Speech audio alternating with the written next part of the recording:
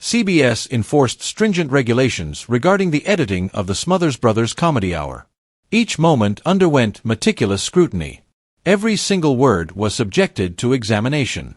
However, on September 17, 1967, an element managed to evade detection. The censors overlooked it. The director failed to notice it. Even the siblings remained unaware until after the fact. Amid the Who's performance, the camera unintentionally recorded an object in the backdrop. An object which verified what many had assumed but lacked evidence to substantiate. The narrative of the Smothers Brothers commenced with heartbreak. Their father, Major Thomas B. Smothers, Jr., served as an Army officer. In 1941, during the Second World War, he was stationed in the Philippines. When Japanese forces attacked, his spouse Ruth and their children were evacuated. Major Smothers was taken prisoner.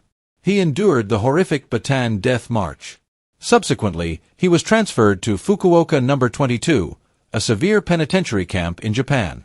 By April 1945, as the conflict neared its conclusion, he was too ill to labor.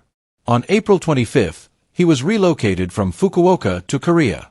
He never completed the journey. Certain accounts state he received a burial at sea. Others indicate he was cremated in Korea. Out of the 110 men transferred alongside him, a mere 36 lived. Major Smothers was the final casualty. Ruth was left to single-handedly raise Tom, born in 1937, and Dick, born in 1938. They were reared in California while their mother worked extensive hours. Existence was difficult, and that anguish influenced their comedic craft for many subsequent years. That comedy initially gained traction in 1959 at the Purple Onion, a diminutive venue in San Francisco. The brothers were initially scheduled for only 2 weeks, but their popularity was such that their engagement extended to 36 weeks. Spectators adored their peculiar combination of folk music and humorous tales. One evening, a flamenco dancer was hurt. Tom and Dick were compelled to substitute for her. That impromptu showcase demonstrated to all their unique talent. By the conclusion of their residency, they were earning $2,000 weekly. Merely months prior, they had been making $2 per night. Their debut record, The Smothers Brothers at the Purple Onion, was launched in 1961. It catapulted their profession. Long before the Purple Onion, they performed in an ensemble Tom established in college. It was named the Casual Quintet. Tom performed on guitar.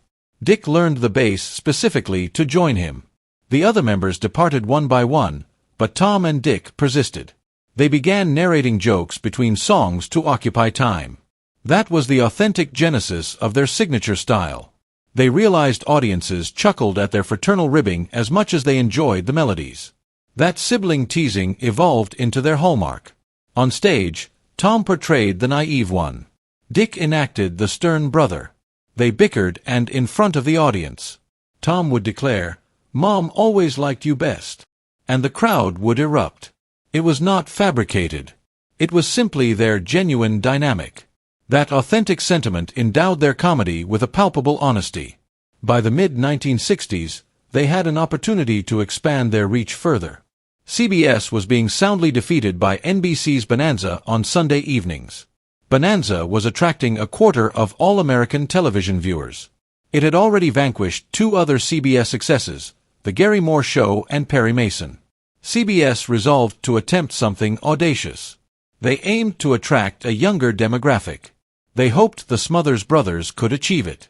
Tom and Dick were amusing, intelligent, and unconventional. CBS hoped they could assist the network in regaining a trendy image. The Smothers Brothers Comedy Hour debuted on February 5, 1967. Superficially, it resembled a standard variety program.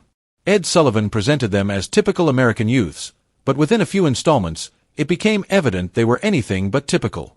They jested about the Vietnam War. They ridiculed politicians. They discussed substantive issues. Their comedy was incisive and courageous. Each week they tested limits and audiences adored it. Within a fortnight, they surpassed Bonanza in the ratings. Younger viewers tuned in. Advertisers were delighted. Tom had requested complete creative authority before commencing. CBS consented due to their desperation for a hit. That agreement granted the brothers the liberty to express their desired content. They invited folk singers like Pete Seeger, who performed anti-war songs. They mocked President Johnson on national television. Every episode felt unexpected. Every episode felt precarious. CBS censors opposed them at every juncture. The brothers retaliated, frequently incorporating the censorship itself into the program. The writing staff was as bold as the hosts. Young comedy writers like Steve Martin, Rob Reiner, Lorne Michaels, and David Steinberg all commenced their careers there. They crafted jokes with significance.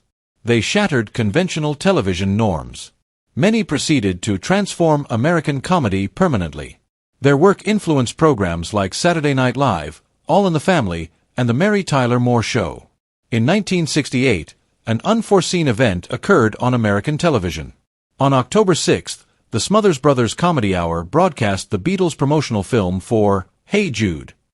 Just weeks earlier, on September 8th, individuals in the UK had already viewed it. But this was the inaugural occasion Americans could witness this format of film. At that time, they were not termed music videos. They were designated promotional films. The Beatles had filmed Hey Jude at Twickenham Studios on September 4th. Paul McCartney personally designed the set. A large orchestra attired in white tuxedos accompanied. There were also 300 extras who collectively sang the finale. Ringo Starr had recently rejoined the group after a brief departure. Thus, this was more than merely a song, it was a significant event for them. That was not all. The subsequent week, the Smothers Brothers Comedy Hour presented Revolution.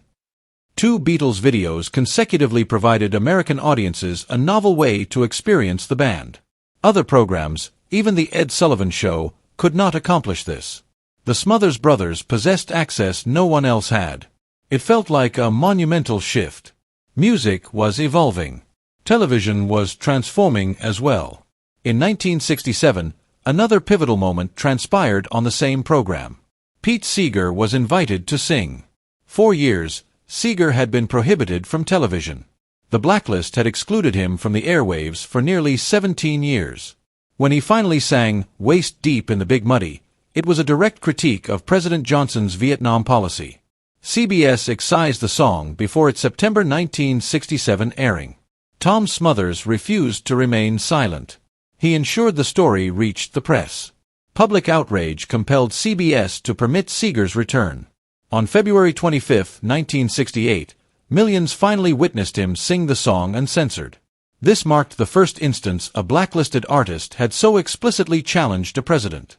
It was a potent moment demonstrating protest music could surmount barriers. The Smothers Brothers Comedy Hour also provided a platform for bands others would not approach. From 1967 to 1969, The Who, The Doors, Jefferson Airplane, Buffalo Springfield, and Steppenwolf all performed. These were not cautious selections for mainstream TV.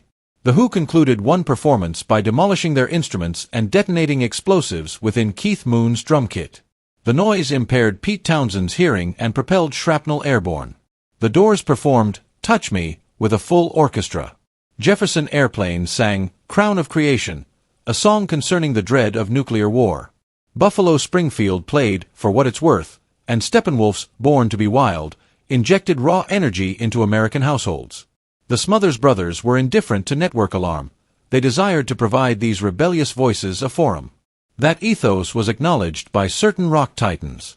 On April 26, 1969, at the Los Angeles Forum, Jimi Hendrix paused before a song and dedicated his performance to the Smothers Brothers. He hailed them as heroes for permitting art and protest to coexist on television. Hendrix was at his career zenith.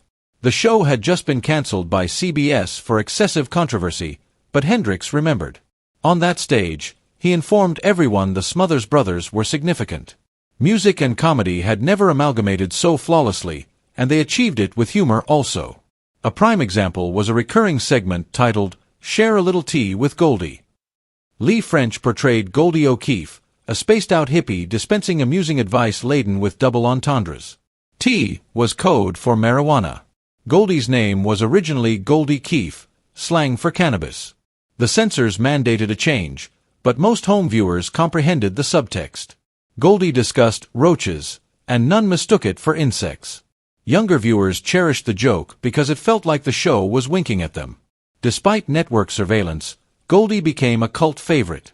Keith Moon was never known for restraint. On September 17, 1967, when The Who performed on the Smothers Brothers Comedy Hour, he resolved to exceed even his own norms. The band was present to play My Generation, and Moon had a surprise prepared. He had clandestinely packed his kick drum with explosives, far exceeding any agreed amount.